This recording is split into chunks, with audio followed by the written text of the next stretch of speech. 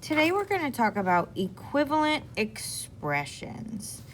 Equivalent expressions have the same value regardless of the value that is substituted for the same variable in the expression. We've talked about this a lot in the last few weeks. However, there are three different properties that we need to discuss in detail.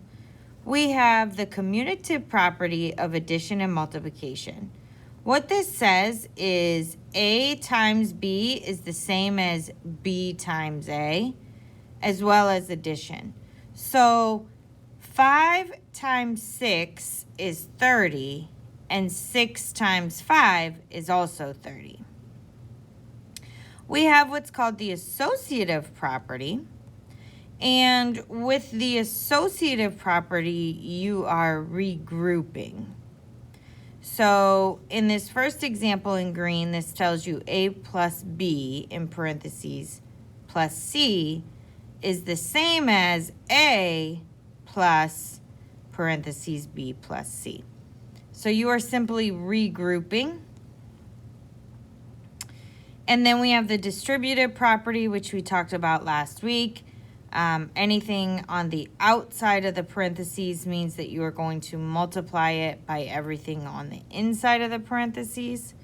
Therefore, A parentheses B plus C is the same as A times B plus A times C. So looking at these properties, they give us some examples here below. The first one says, use the distributive and associative property to write the expression that is equivalent to 3, parentheses, 4x minus 1. So the very first thing that they're going to do is they are going to distribute the 3. And right here in this first step, they go ahead and distribute, showing you in red what they're multiplying. You can use the associative property that states 3 times 4, then multiplying it by x minus 3, 12x minus 3. So this is showing us that 12x minus 3 and 3 parentheses 4x minus 1 are equivalent expressions. We have also discussed taking the greatest common factor out of the expression. So 2x plus 4 in this last example,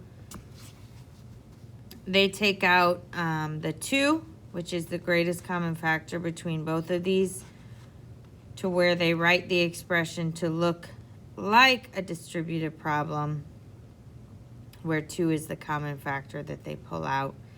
And then in parentheses, they have x plus 2. Both of these expressions would be equivalent to one another.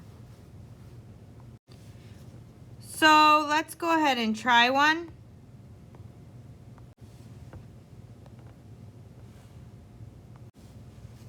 We have 3y minus 9.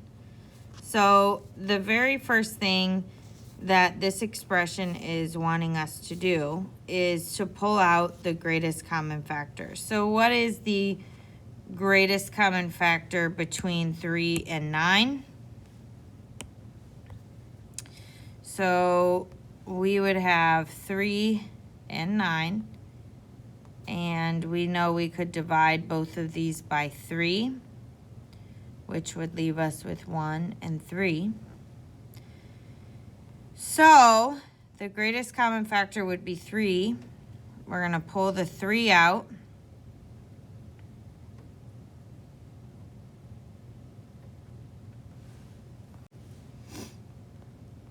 Which would be 3 times 3.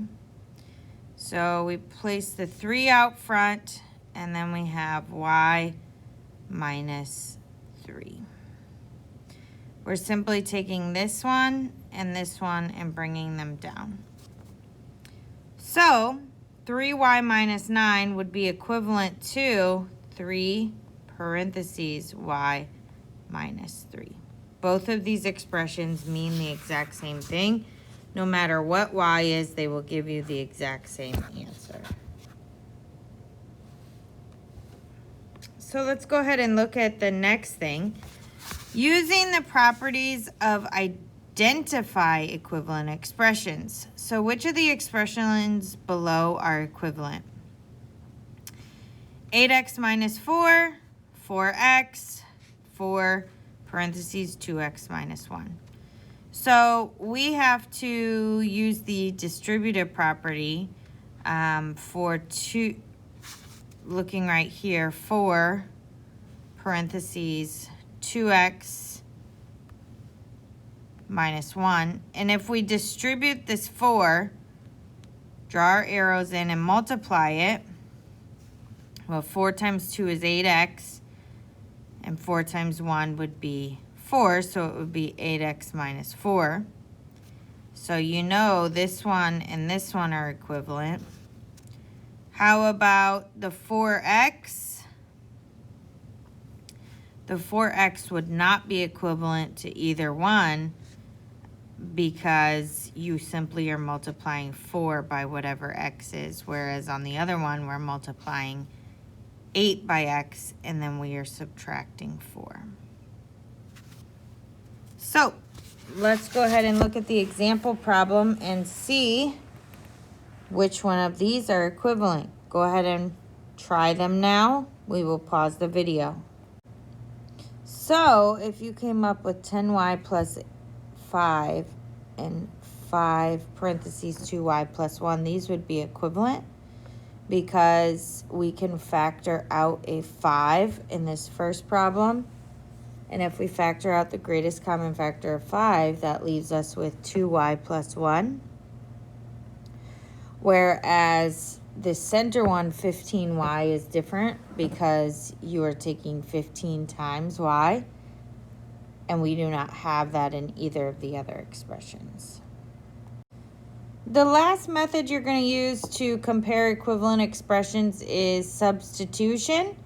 This is where they give you the value for the variable or the letter, and you have to plug it into the expression to determine if they are equal.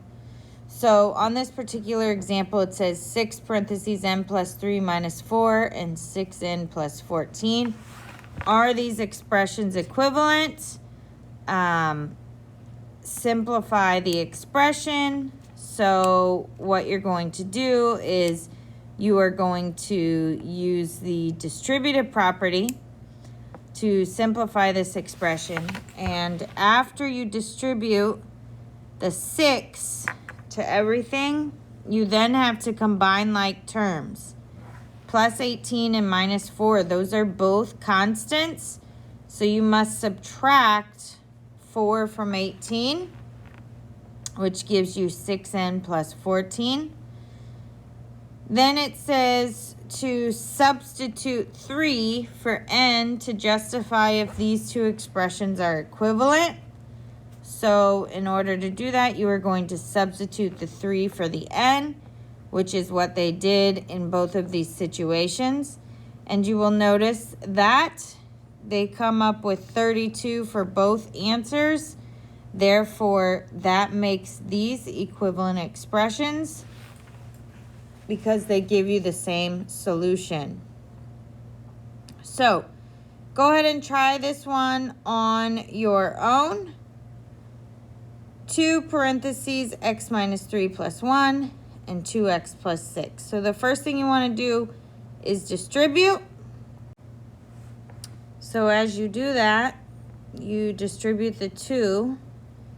So then you come up with 2x minus 5 because you have minus 6 and plus 1. And then over here you have 2x plus 6. So let's say if we were going to substitute, let's say x equals 2. So we would have 2 times 2 minus 5, which would be 4 minus 5, which would indeed be negative 1. And over here, we would have 2 times 2, which would be 4 plus 6, which would be 10. So these would not be equivalent expressions because they don't give you the same solution. That concludes our lesson.